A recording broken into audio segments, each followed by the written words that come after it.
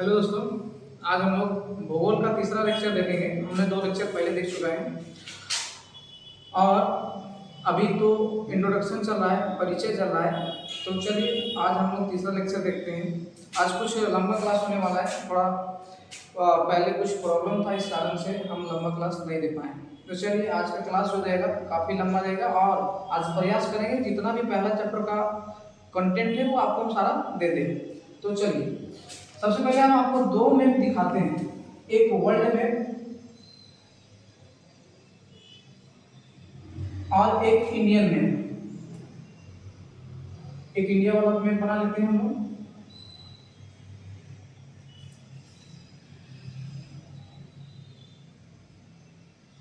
ये नेपाल है। चलिए अब जानते हैं कि दिशा होता है 4। इधर वाले दिशा को हम लोग क्या बोलते हैं? ईस्ट यानी पूर्व। इधर वाला को वेस्ट कहते हैं, ऊपर नॉर्थ कहते हैं, नीचे साउथ कहते हैं। ऊपर से कुछ लाइनें आती हैं, उस लाइन को हम लोग अक्षांश कहते हैं। उस लाइन को हम लोग अक्षांश कहते हैं। और इधर से भी कुछ लाइनें जाती है, जिस लाइन को हम लोग देशांतर कहते हैं। देशांतर कहते हैं। पृथ्वी को 2 बराबर भागों में बांटने वाली रेखा को हम लोग बोलते हैं विषुवत रेखा या भूमध्य रेखा। भूमध्य रेखा। और भूमध्य रेखा के ऊपर जो एक रेखा जाता है, उस रेखा को हम लोग बोलते हैं कर्क रेखा। इसका नाम है कर्क रेखा। और भूमध्य रेखा के नीचे वाला जो लाइन जाता है उसको हम लोग बोलते हैं मकर रेखा।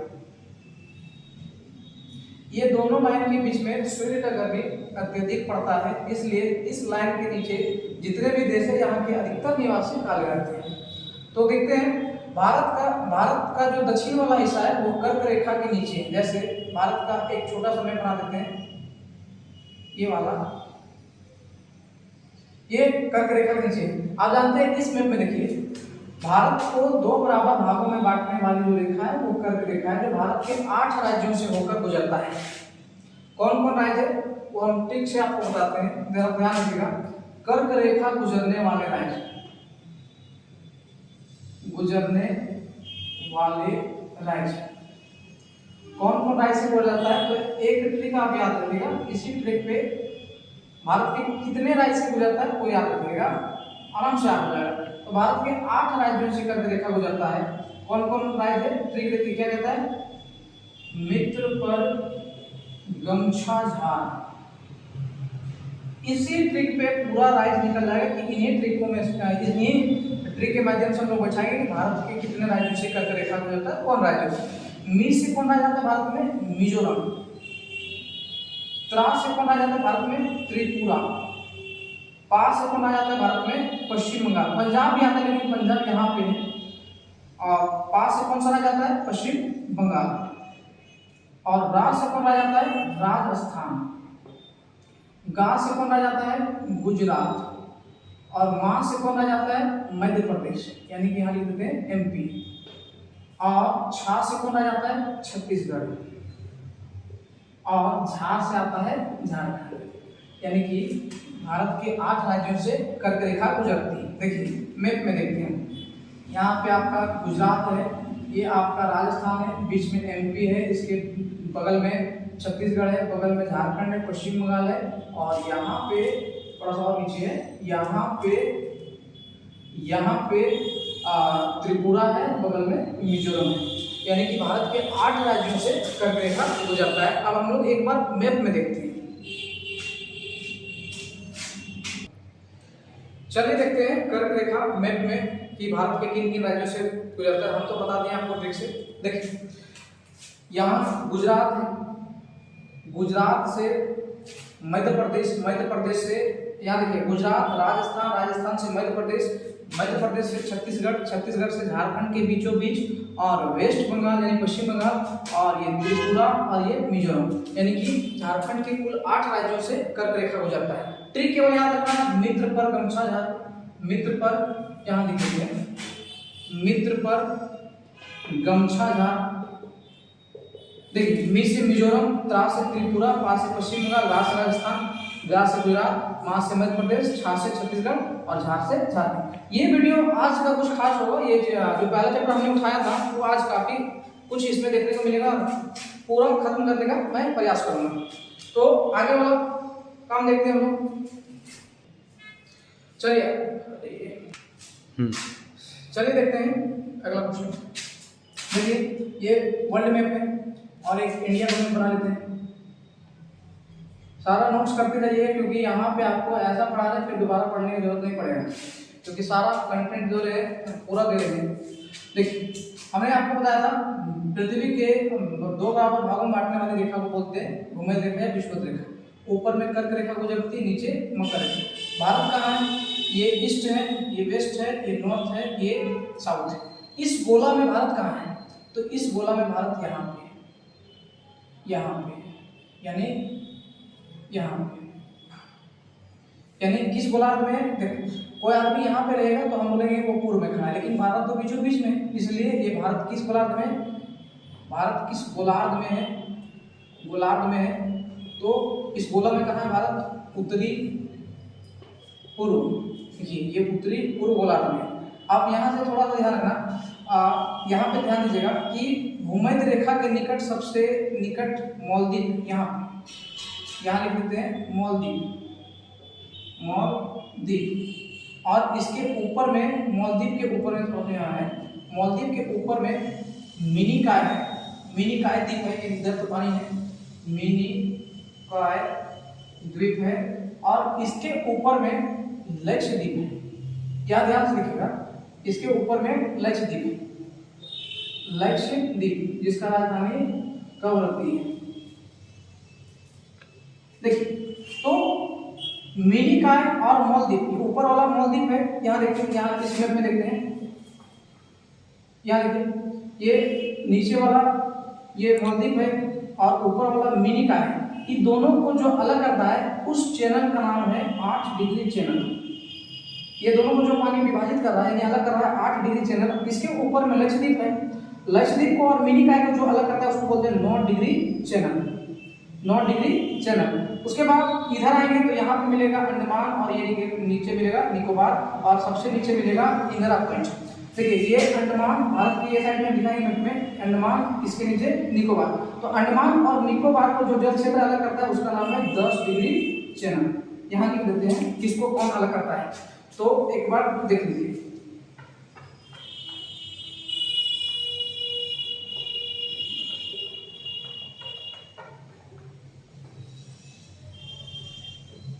देखिए हमने बताया मालदीव और मिनिकॉय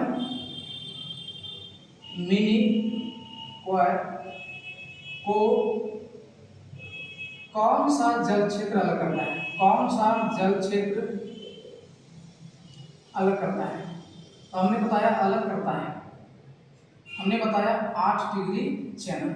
यहाँ देखिएगा ये मिनी मालदीव है और ये मिनिकॉय, इसके बीच में जो गैपिंग है उसको बोलते हैं 8 डिग्री चैनल।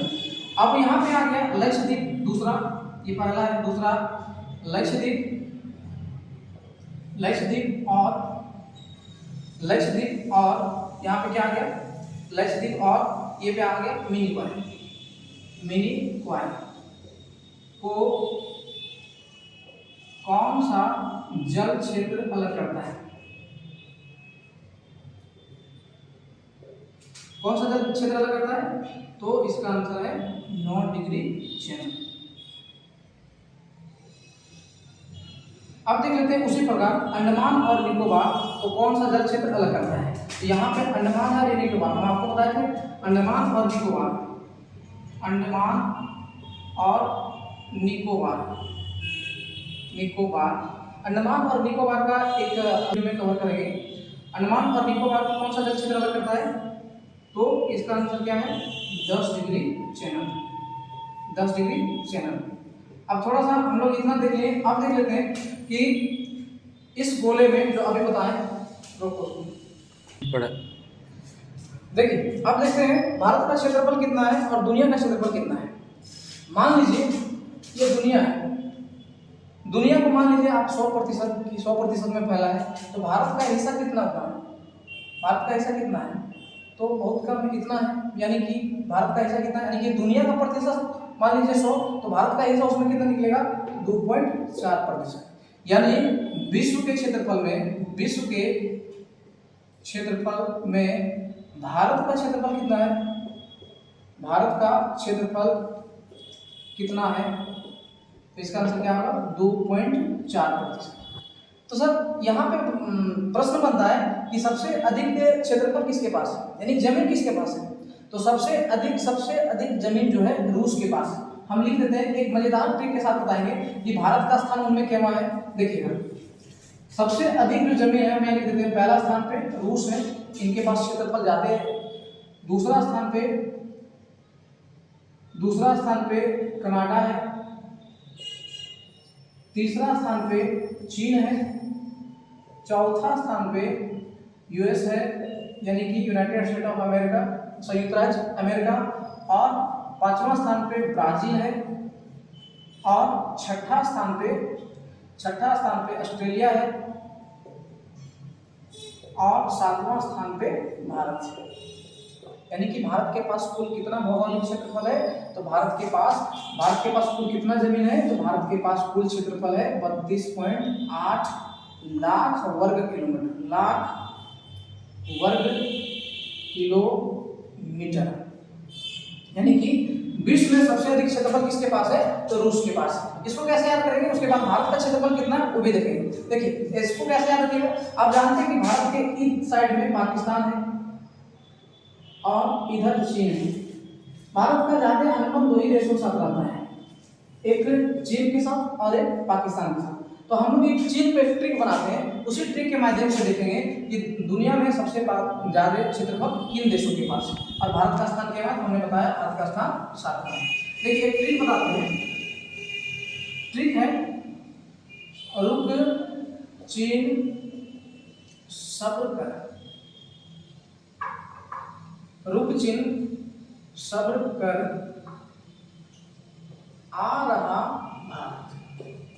देखिए, हमने चीन पे एक ट्रिक बनाया, रुक चीन सब्र कर आ रहा भारत। यानी कि क्या हुआ?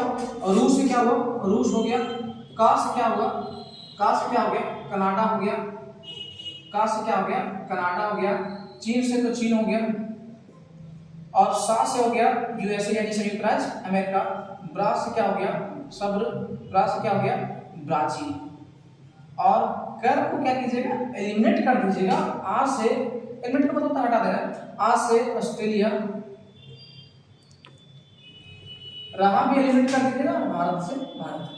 कैसे याद होगा? देखिए, तो सबसे पहले बताएं विश्व में सबसे अधिक क्षेत्रफल किन किन देशों के पास है? तो रूस के पास है, कनाडा के पास है, चीन के पास है, यूएसए यानी कि संयुक्त राज्य अमेरिका के पास है, ब्राजील के पास है, ऑस्ट्रेलिया के पास है, भारत के पास।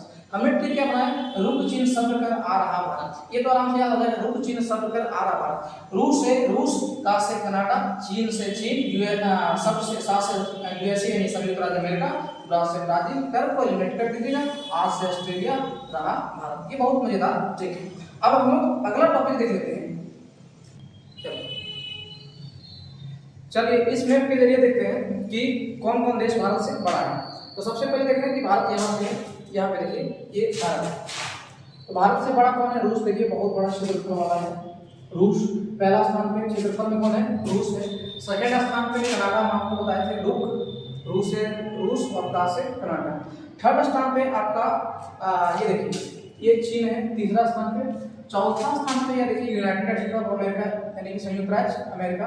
और पांचवा स्थान पे हमने बताया ब्राजील, देखिए यहाँ पे है। और छठा स्थान पे हमने बताया आपको ऑस्ट्रेलिया। और सातवां स्थान पे हमने बताया भारत। आठवां भारत से कौन बड़ा देश है वो आपको कमेंट में बताना है। चलिए, हो गया। चलिए, अब हम लोग देखते हैं भारत का अक्षांशीय और देशांतरीय विस्तार। देखिए, एक हम मैप बनाते हैं। भारत है, ये नेपाल है, इधर क्या बोलते हैं? पूर्व, बार बार बोल रहे हैं। इधर को क्या बोलते हैं? पश्चिम। ऊपर क्या है? उत्तर। और नीचे क्या है? दक्षिण। आप जानते हैं कि बीचों बीच में यहाँ पे पाकिस्तान है, जो भारत के कौन दिशा में है, भारत के उत्तर पश्चिम दिशा में पाकिस्तान यानी पड़ोसी देश। और थोड़ा सा अफगानिस्तान इधर लगा हुआ है, अफगानिस्तान, यानी कि भारत के उत्तर पूर्व में पड़ोसी देश पाकिस्तान और अफगानिस्तान है। यहाँ पे नेपाल है, और ऊपर में आप जानते हैं ये ऊपर वाला एरिया जो है चीन का है, इधर म्यांमार है, और यहाँ पे बांग्लादेश है, बांग्लादेश यहाँ कर देते हैं बांग्लादेश। अब थोड़ा समझ लेते हैं भारत का अक्षांशीय और देशांतरीय विस्तार। एक मैप और देखिए, ये वर्ल्ड मैप है। हमने आपको बताया था ये ईस्ट है, ये वेस्ट है, ये नॉर्थ है और ये साउथ है। ऊपर से कुछ लाइनें गिरती है ऐसे करके, जी हाँ, ऐसे करके कुछ लाइनें गिरती है, इसी लाइन को हम लोग बोलते हैं अक्षांश। और इधर से कुछ लाइनें जाती है, इसको हम लोग बोलते हैं देशांतर। भारत, हम बताए थे कि पृथ्वी को दो बराबर भागों में बांटने वाली रेखा को भूमध्य रेखा या विषुवत रेखा। भारत कहाँ पे, यहाँ भारत यहाँ, थोड़ा सा और नीचे कर देते हैं, भारत यहाँ। अब भारत का अक्षांशीय और देशांतरीय विस्तार देखें। देखिए भूमध्य रेखा जो होता है वो 0 डिग्री चैनल का होता है। अब भारत का अक्षांशीय विस्तार, भारत का 4 छोर है, एक पश्चिम से पूर्व की ओर है, एक उत्तर से दक्षिण की ओर है, पश्चिम से पूर्व की ओर, उत्तर से दक्षिण की ओर। तो ध्यान रखिएगा, भारत सबसे पहले इस गोलार्ध में देखिएगा, कौन सा गोलार्ध में स्थित है, तो भारत इस गोला में उत्तरी और पूर्व गोलार्ध में स्थित है। भारत का जो अक्षांशीय विस्तार है, देखिएगा अक्षांशीय विस्तार, यहाँ लिख देते हैं अक्षांशीय विस्तार। तो ऊपर वाला हमने क्या बोला, ऊपर से नीचे वाले लाइन को हम लोग अक्षांश कहते हैं, यहाँ से यहाँ तक क्या बोलेंगे, अक्षांश। इंदिरा कॉल से कन्याकुमारी तक याद रखिएगा अक्षांशीय विस्तार हुआ है। उत्तर में 37 डिग्री 6 मिनट, इसको मिनट पढ़ते हैं, इसको डिग्री पढ़ते हैं, और दक्षिण में 8 डिग्री 4 मिनट, दक्षिण में 8 डिग्री 4 मिनट। पश्चिम में का बात करेंगे तो पश्चिम में देशांतरीय विस्तार, अक्षांशीय विस्तार तो हो गया। अक्षांशीय विस्तार कहाँ से कहाँ, अक्षांशीय विस्तार कहाँ से कहाँ, तो उत्तर से दक्षिण। उत्तर में कितना है, 37 डिग्री 6 मिनट है, दक्षिण में कितना है, 8 डिग्री 4 मिनट अक्षांशीय विस्तार। अब देशांतरीय विस्तार देखते हैं, देशांतरीय विस्तार देखते हैं पूर्व की ओर। ये देखिएगा, ये अक्षांशीय विस्तार जो है वो किधर है, उत्तरी। अक्षांशीय विस्तार कितना है, उत्तर में 37 डिग्री 6 मिनट है, दक्षिण में कितना है, 8 डिग्री 4 मिनट है।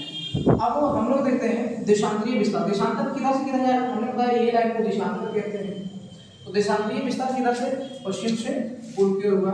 पश्चिम में 68 डिग्री 7 मिनट है, पश्चिम में 68 डिग्री 7 मिनट है, और पूर्व में 97 डिग्री 25 मिनट तक इसका विस्तार हुआ है। अब एक लाइन और देखें कि भारत के बीचों बीच में कुछ यहाँ पे एक लाइनें होती है, एक रेखा होती है, इसी रेखा को हम लोग बोलते हैं यमयोत्तर रेखा, यमयोत्तर या मानक रेखा। इसी के साथ भारत में समय को निर्धारित किया गया है, जो कितना डिग्री पे है, 82 डिग्री, यानी 82.5 डिग्री लिख सकते हैं, 82 डिग्री 30 मिनट। ये रेखा जो है, याद रखिए हमने कर्क रेखा बताया था, भारत के 8 राज्यों से गुजरता है, ट्रिक था मित्र पर गमछाघात। उसी प्रकार जो यमयोत्तर रेखा है, भारत के कुल 5 राज्यों से गुजरता है, कुल 5 राज्यों से गुजरता है। कौन कौन राज्य है वो देखते हैं। चलिए हम लोग देखते हैं भारत में यमयोत्तर रेखा कौन कौन राज्य से गुजरता है। सबसे पहले ध्यान रखिए, यमयोत्तर रेखा यहाँ से गुजरता है, यूपी में प्रवेश करता है, यूपी के बाद एमपी में, एमपी के बाद छत्तीसगढ़ में, और छत्तीसगढ़ के बाद उड़ीसा, और उड़ीसा से आंध्र प्रदेश। यानी यमयोत्तर रेखा जो है, यानी मानक रेखा, कितना माना गया है, कितना माना गया है, 82 डिग्री 30 मिनट। कितने राज्य से गुजरता है, भारत के 5 राज्यों से। पहला राज्य कौन सा है, यूपी है। दूसरा राज्य कौन सा है, देखिए यहाँ एमपी है, एमपी से गुजरा एमपी। और तीसरा राज्य कौन सा है, तो छत्तीसगढ़ है, छत्तीसगढ़ है, छत्तीसगढ़। चौथा राज्य कौन सा है, तो छत्तीसगढ़ के बाद यहाँ देखिए उड़ीसा में थोड़ा है, उड़ीसा। और सातवां राज्य, पांचवा राज्य जो है ये आंध्र प्रदेश, यहाँ देखिए आंध्र प्रदेश, डायरेक्ट शॉर्ट में लिख देते हैं एपी।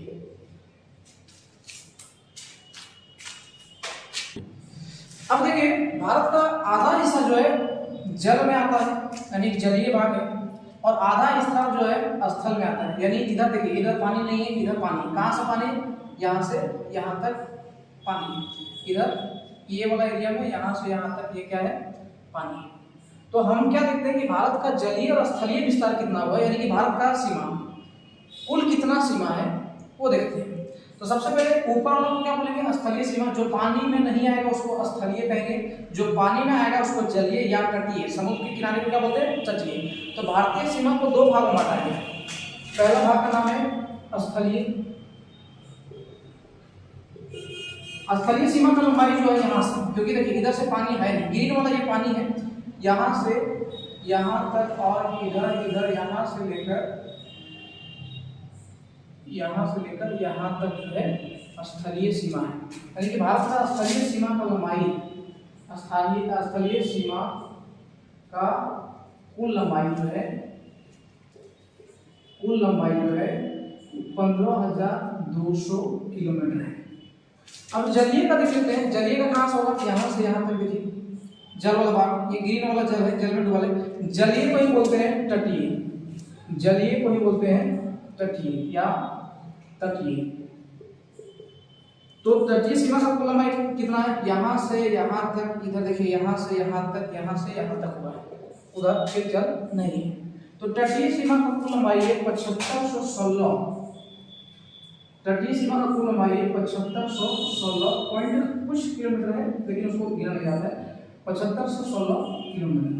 यानी कि अगर भारत का कुल सीमा का बात करेंगे तो कितना हो जाएगा, भारत का कुल सीमा का लंबाई तो ये दोनों को जोड़ देते हैं, निकल जाएगा। इसमें से 15,200 स्थलीय है और 7516 जलीय है। ठीक है,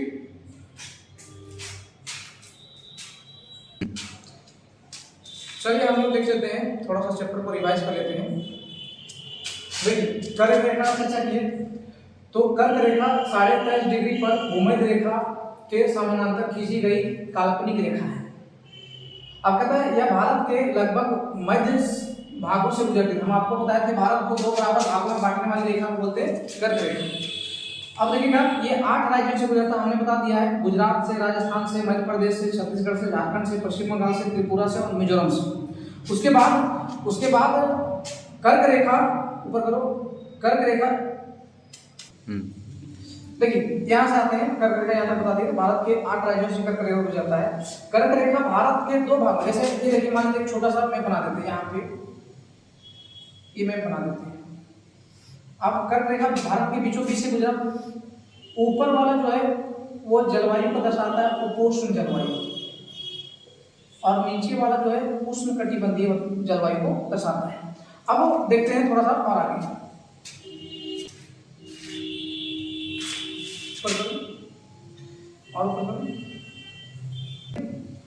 कर्क रेखा जो है झारखंड के रांची शहर से होकर गुजरती है। हम बताए थे ये झारखंड के बीचों बीच से कर्क रेखा गुजरती है रांची की, और कर लिया जाता है। अब देखिए हमने बताया था भारत का कुछ देशों के साथ सीमा लगता है, सबसे अधिक बांग्लादेश के साथ लगता है। तो हमने बताया था कितना लगता है, 96 किलोमीटर लगता है। उसके बाद चीन के साथ लगता है दूसरा सीमा, यानी कि भारत का सीमा सबसे अधिक किसके साथ लगता है, बांग्लादेश। उसके बाद चीन के साथ लगता है, कितना लगता है चीन के साथ, 3488, यहाँ नहीं लिख रहा है, हम लिख देते हैं 3488 किलोमीटर। तीसरा जो है पाकिस्तान के साथ लगता है, ये दूसरा हो गया। तीसरा जो है पाकिस्तान के साथ लगता है, पाकिस्तान के साथ कितना लगता है, 33-23 किलोमीटर लगता है। चौथा जो है नेपाल के साथ लगता है, नेपाल के साथ भारत का सीमा कितना लगता है, 1751 लगता है।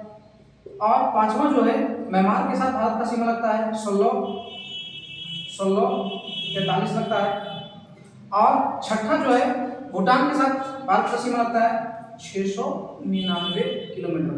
और सातवां जो है भारत के अफगानिस्तान के साथ लगता है, यानी कि सबसे कम 106 किलोमीटर मात्र अफगानिस्तान के साथ भारत का सीमा साझा करता है। देखिए अगला हम लोग देख लेते हैं, भारत जो है एशिया महादेश, आप जानते हैं भारत एशिया में आता है। एशिया महादेश के दक्षिण में, एशिया के किस हिस्सा में, दक्षिण भाग में स्थित है, और बंगाल की खाड़ी और अरब सागर के रूप में यह हिंद महासागर के साथ सीमा बनाती है। जैसे मान लेते हैं ये भारत, तो भारत जो है एशिया के दक्षिण में है, पूरा एशिया मान लेते हैं, इसके दक्षिण में है। इधर बंगाल का खाड़ी है, बंगाल का खाड़ी, ये वाला बंगाल का खाड़ी है, और इधर अरब सागर है, नीचे हिंद महासागर है, इसी साथ सीमा बनाती है।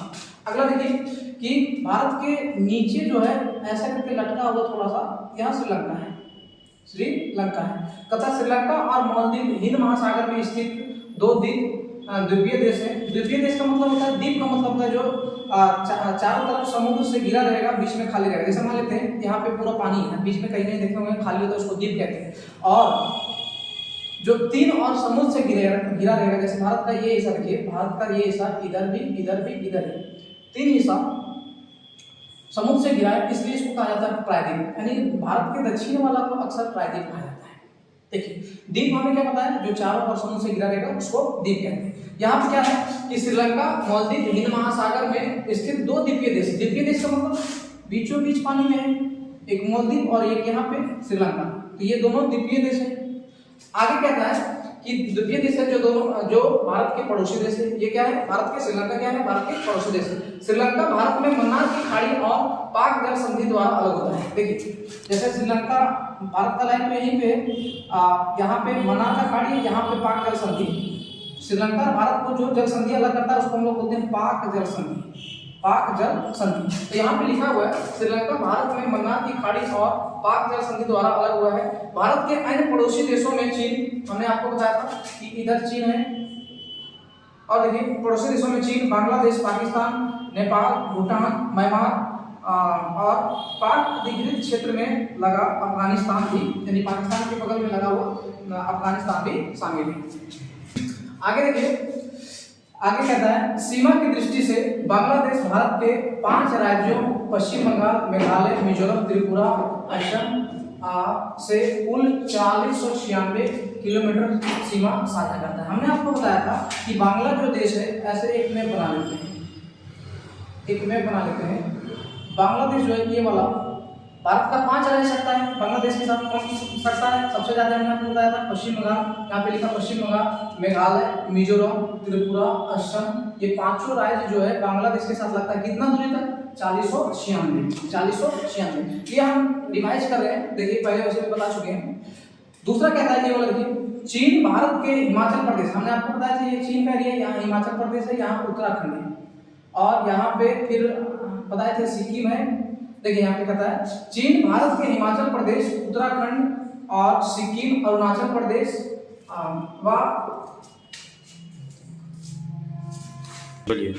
व लद्दाख। देखिए हमने क्या बताया कि चीन के साथ भारत का 5 राज्य लगता है। पहला हिमाचल प्रदेश, उत्तराखंड, सिक्किम, अरुणाचल प्रदेश व लद्दाख। कुल सीमा कितना लगता है, यानी 5 देश का कुल सीमा कितना लगता है, यहाँ पे 3488 किलोमीटर लगती है। भारत और चीन के बीच में जो रेखा है, हम आपको बता दें, ये देखिए ये भारत है, छोटा सा हम बनाते हैं, ये भारत है। अब भारत का सीमा के साथ चीन का सीमा कहाँ तक लगता है, एक तो यहाँ से यहाँ तक लगता है, दूसरा यहाँ से यहाँ तक लगता है।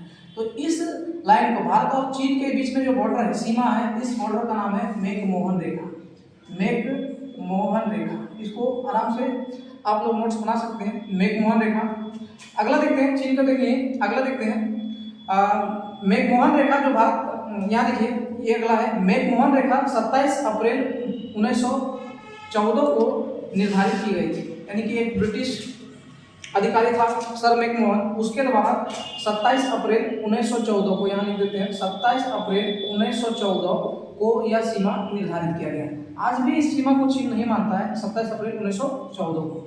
यानी कि भारत और चीन के बीच में जो बॉर्डर है उसका नाम है मैकमोहन, है ना, एक अंग्रेज अधिकारी ने इस लाइन को खींचा था। अब देखिए थोड़ा सा, भारत के त्रिपुरा राज्य और बांग्लादेश के बीच विभाजन रेखा को शून्य रेखा कहा जाता है।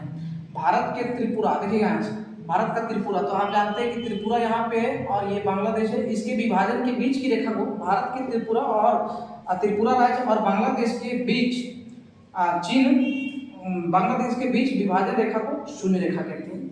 आगे देखिए, अब देखिए अगला देखते हैं, कहता है कि भारत में लिंग अनुपात जो था, भारत में लिंग अनुपात किसके हिसाब से, 2011 में भारत का जनगणना हुआ था, उसी के अनुसार हम लोग चलेंगे, क्योंकि अभी तक जनगणना नहीं हुआ है। 2011 के अनुसार भारत में जो लिंग अनुपात था यानी कि सेक्स रेशियो जो था 943 प्रति 1000 पुरुष, यानी कि इसका मतलब होता है 1000 पुरुषों के पीछे जो महिलाओं की संख्या आता गया वो 943 नापा गया। ये लिंग अनुपात था। आगे देखते हैं शिशु लिंग अनुपात जो है भारत का उसी जनगणना के हिसाब से चलेंगे, ये अभी तक जनगणना नहीं हुआ है, 919 प्रति 1000 पुरुषों पर।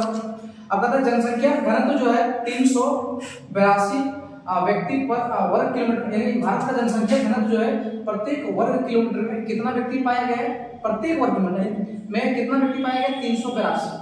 तो क्वेश्चन यहाँ कैसे बनेगा कि भारत में जनसंख्या घनत्व प्रत्येक वर्ग किलोमीटर के हिसाब से कितना व्यक्ति निवास करता है, 382 व्यक्ति। आगे देखिए कुल साक्षरता दर 73.0% है, यानी भारत के लोग इतने लोग साक्षर हैं, जिनमें से पुरुष साक्षरता दर जो है 80.9% है, महिला साक्षरता दर है 64.6% है।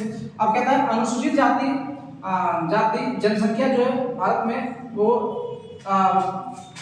यहाँ पे इतना नहीं दिख रहा, हम यहाँ लिख देते हैं 20 13 78 086, यानी कितना है, अब इसी के लीजिएगा कितना है। आगे देखते हैं जनसंख्या का 16.6% जो है, जो जनसंख्या का 16.6% है भारत का जनसंख्या, उसमें कितना था 2011 में जब जनगणना हुआ था, भारत का जनसंख्या कितना था 121 करोड़।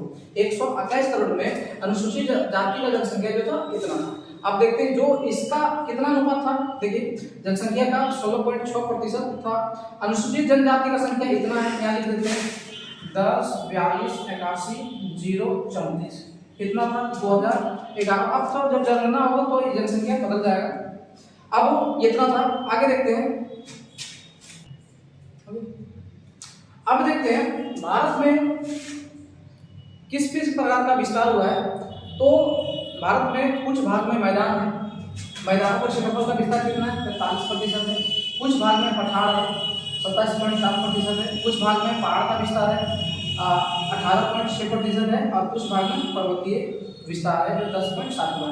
अब यहाँ पर कुछ क्वेश्चन बनता है कि भारत में सबसे अधिक भौगोलिक दृष्टि से यानी भौगोलिक दृष्टि से किसका विस्तार है, तो सबसे ज्यादा मैदानों का है 43%। आगे देखते हैं, देखिए भारत को प्राचीन से लेकर आधुनिक तक, माने पहले से लेकर अभी तक किन किन नामों से जाना जाता है वो देखते हैं। कहता है भारत के प्राचीन से लेकर आधुनिक नामों तक क्रमशः क्या क्या कहा जाता है, आर्यवर्त कहा जाता है। भारत को आर्यवर्त कहा जाता है, आर्यवर्त कहा जाता है, भारतवर्ष कहा जाता है, भारतवर्ष कहा जाता है, और हिंदुस्तान कहा जाता है, हिंदुस्तान कहा जाता है, ध्यान देते हैं हिंदुस्तान कहा जाता है। हिंदुस्तान, इसका नाम हिंदुस्तान पारसियों ने दिया था, हिंदुस्तान कहा जाता है। जम्बू द्वीप कहा जाता है, जम्बू द्वीप कहा जाता है। और इंडिया जो ग्रीक शब्द इंडस से बना है, और इंडिया जो है ग्रीक शब्द इंडस से बना है। इन नामों से भारत को जाना जाता है। और कहता है स्वतंत्रता के बाद भारतीय संविधान अनुच्छेद 1 में इसे भारतीय अर्थात इंडिया कहा गया है, और भारत का जितना भी राज्य होगा उसका एक संघ होगा। तो अगला देखते हैं, कुछ अन्य महत्वपूर्ण तथ्य देख लेते हैं। कहता है त्रिपुरा भारत का एकमात्र ऐसा राज्य है जो 3 तरफ से बांग्लादेश के साथ अंतर्राष्ट्रीय सीमा शेयर करता है, यानी साझा करता है। अब कहता है क्षेत्रफल की दृष्टि से भारत का सबसे बड़ा राज्य ये तो जानते हैं राजस्थान है, और सबसे छोटा गोवा है। और देखिए कहता है क्षेत्रफल की दृष्टि से भारत का सबसे बड़ा राज्य राजस्थान है, उसके बाद मध्य प्रदेश है, उसके बाद महाराष्ट्र है, उसके बाद उत्तर प्रदेश है। ये सब क्रमशः जो है दूसरे, तीसरे और चौथे स्थान पे आता है। सबसे छोटा राज्य जो क्षेत्रफल में वो गोवा है। जनसंख्या में आप जानते हैं कि जनसंख्या में भारत का सबसे बड़ा जो राज्य है वो यूपी है। बड़ा राज्य क्या है, बड़ा राज्य यूपी यानी कि उत्तर प्रदेश। और जनसंख्या में सबसे छोटा राज्य कौन सा है, तो जनसंख्या में सबसे छोटा राज्य सिक्किम है। चलिए यह वीडियो पूरा ढंग से हमने कंप्लीट कर दिया। एक क्लास और लेंगे जो लक्षद्वीप और अंडमान और निकोबार का अलग से क्लास होगा। इसको देखने के बाद एक छोटा सा वीडियो रह गया, थोड़ा सा उसको ध्यान दीजिए, बाकी बात ये पूर्ण रूप से समाप्त हो गया। देखिए कुछ अन्य तथ्य देख लेते हैं।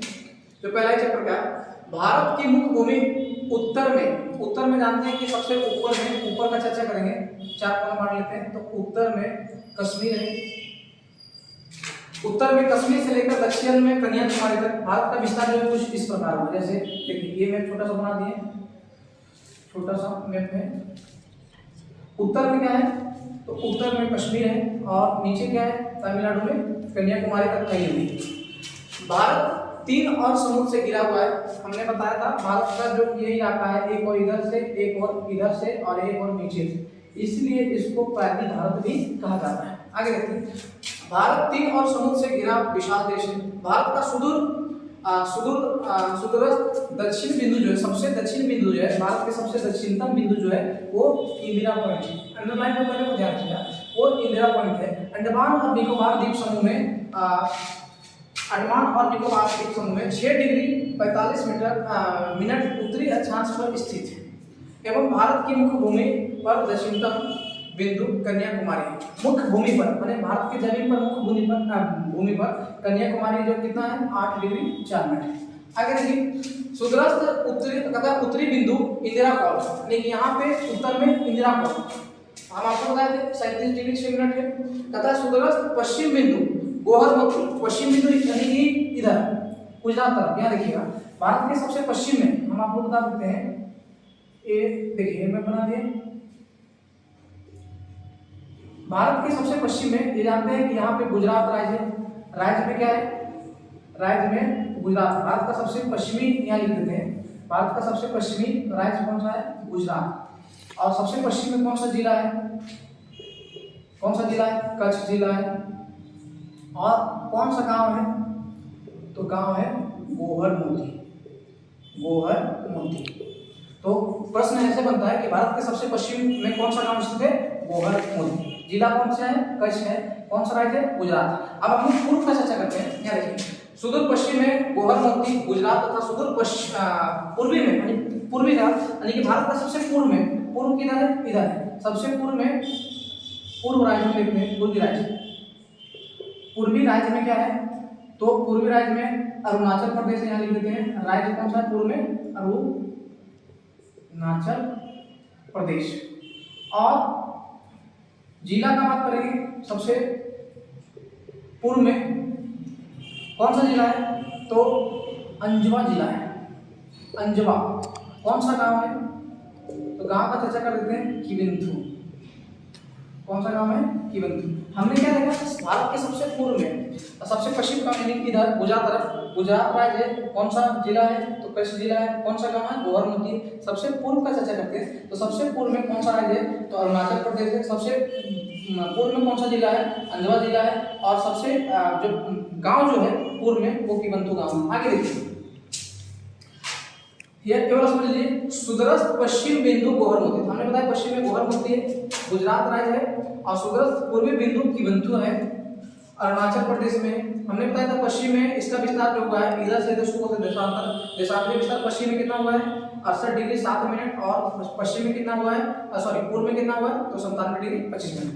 आगे देखिए, भारत का सुदूरस्थ बिंदु अरुणाचल प्रदेश में किबिंथु तथा सुदूरस्थ पश्चिमी में गोहरमती। तो हमने बताया गोहरमती किस राज्य में, गोहरमती यहाँ देखिए, यहाँ पे गुजरात में है। किबिंथु किस राज्य में है। चलिए आगे देखते हैं, हमने बताया था भारत के सबसे पूर्व में, पूर्व का चर्चा करेंगे। पूर्व यानी इधर, भारत के पूर्व में अरुणाचल प्रदेश से कौन सा गांव है, तो गांव भी बताए थे, अंजवा, जिला अंजवा। कौन सा गांव है, किबिंथु। पश्चिम का चर्चा करेंगे, तो पश्चिम में कौन सा राज्य है, गुजरात। कौन सा जिला है, कच्छ जिला है। और कौन सा गांव है, तो गोहरमती।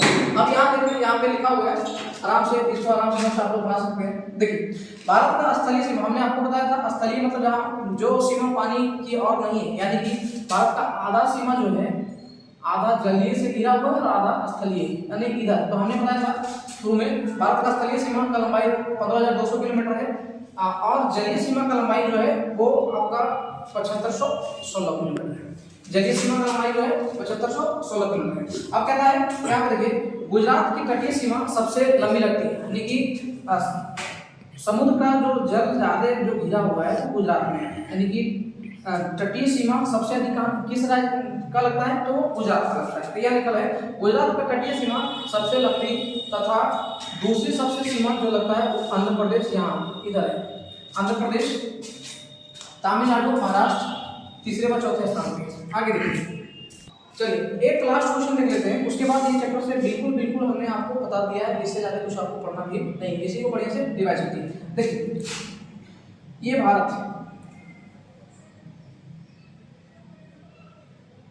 भारत है